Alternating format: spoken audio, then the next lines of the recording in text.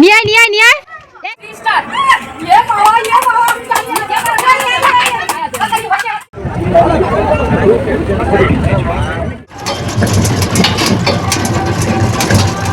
রাধে রাধে বন্ধুরা, সবাই কেমন আছো? আশা করছি সবাই খুব ভালো আছে, সুস্থ আছে। নতুন আরেকটি ভিডিওতে তোমাদেরকে অনেক অনেক স্বাগত, ভালোবাসা জানিয়ে ভিডিওটা শুরু করছি। আজ হচ্ছে শনিবার, আর শনিবার আজকের ষষ্ঠী। কালকে সরস্বতী পুজো হয়ে গেছে। সরস্বতী পুজোর পরের দিনই কিন্তু আমাদের ষষ্ঠী, গোটা চচ্চড়ি রান্না। সরস্বতী পুজোর রাত্রে কিন্তু আমরা গোটা চচ্চড়ি রান্না করে রাখি, আর আজকের কিন্তু আমাদের পান্তা ভাত খেতে হয়। তো কদিন ধরে বোনের মেয়ে বাড়িতে এসছে, বাপের বাড়িতে আসবো করে আসাই হচ্ছে না। তো আজকে ভাবলাম যে চলো বাড়িতে পুজোটা সেরে নিয়ে তাড়াতাড়ি করে বাপের বাড়ি বেরিয়ে পড়বো।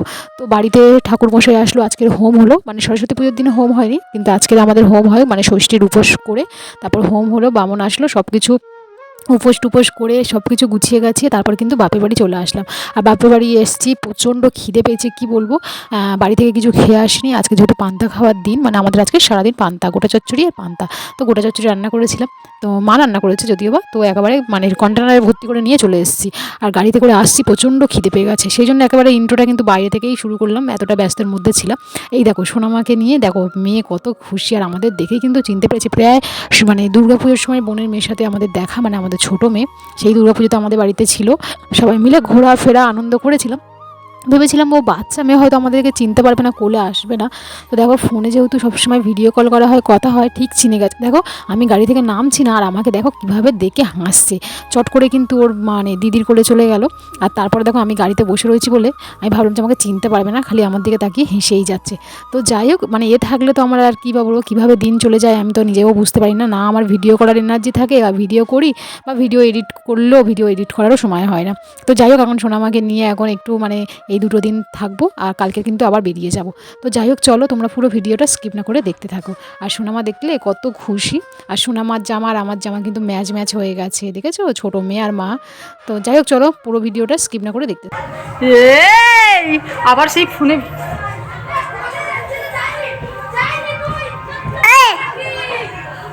চলে আসলাম সন্ধ্যেবেলা, আর এখানে দেখো ঠাকুর উঠেছে পাড়াতে। পাড়াতে বলতে আমাদের সব নিজেদের সব আর কি, বৌদিরা ভাইপুরা সবাই মিলে ঠাকুর তুলেছে। তো এখন কি করছে, বৌদিরা মিলে সবাই বলছে চলো আমরা একটু খেলা করি। তো মানে এখানে কোনো মানে কি বলবো, মানে বাচ্চারা কেউ খেলছে না, সব বড়রাই খেলছে, মানে বৌরা আর কি। তো বৌদিদের সাথে আমিও খেললাম। তো প্রথমে খেলা হলো, আর একটা দেশলাই কাঠি জ্বালিয়ে কটা মোমবাতি জ্বালানো যায়, তো আমি সেখানে জ্বালিয়েছিলাম।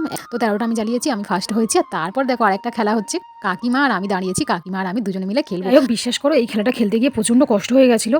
তো জিতেছি শেষমেশ, কিন্তু দুটো খেলা খেলেছি। একটা মানে দেশলাই কাটিয়ে কটা মোমবাতি জ্বালাতে হয়, তো সেটাতে জ্বালিয়েছি আমি 11টা। আর তারপর এই একটা খেলা, মানে দুটো খেলাতেই মানে আমি ফার্স্ট হয়েছি।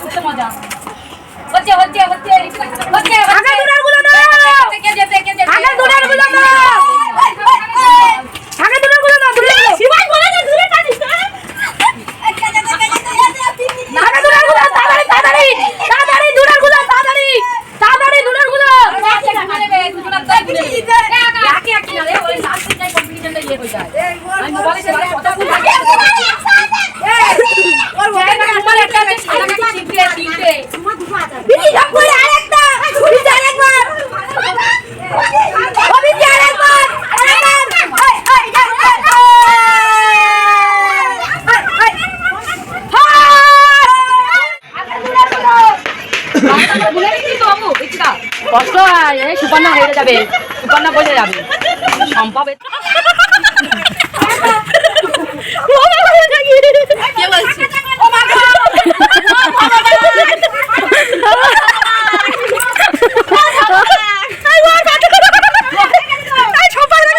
চলে আসলাম রাতে। এখানে দেখো দুধ গুলে নিয়েছি, এখন সোনামাকে দুধ খাওয়াবো। বোন বলছে শরীরটা ভালো লাগছে না দিদি, তুই মেয়েটাকে একটু সামলা, ওকে একটু খাওয়া। তো আমি আসলে বোন একটু মানে একটু রিল্যাক্স হতে চায়, যে দিদি এসছে, দিদি একটু মেয়েটাকে খাওয়াবে, আমি একটু ঘুমাবো, এইরকম একটা ব্যাপার।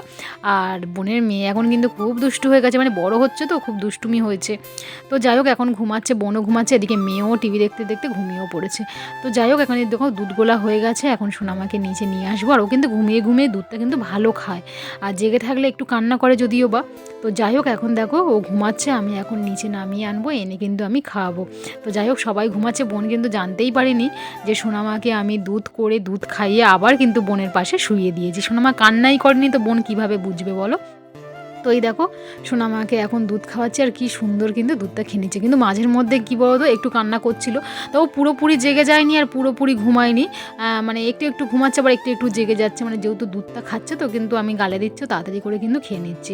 ঘুমালে কিন্তু দুধ খাওয়ালে কিন্তু কী বলতো আমার ভালো লাগে, আর জেগে থাকলে প্রচুর কান্না করে, বমি করে দেয় এইরকম আর কি। তো যাই হোক এখানে দেখো নিচে নামিয়ে নিয়ে এসে খাওয়াচ্ছি খাটের মধ্যে, যদি আবার বমি টমি করে দেয় এতক্ষণ সবাই ঘুমাচ্ছে জেগে যাবে।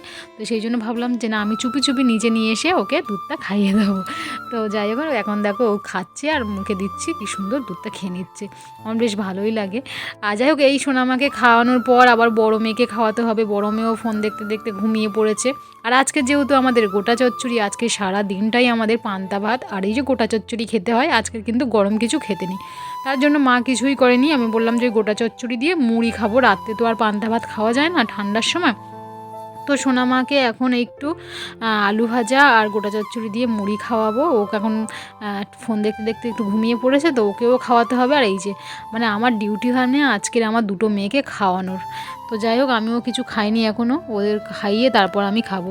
তো যাই হোক চলো বন্ধুরা ভিডিওটা এখানে এন্ড করে দিচ্ছি। ভিডিওটা কেমন হলো অবশ্যই কমেন্ট করো। আজকের মতো টাটা, গুড নাইট, আবার দেখা হবে কালকে সুন্দর একটা নতুন ভিডিওতে। টাটা।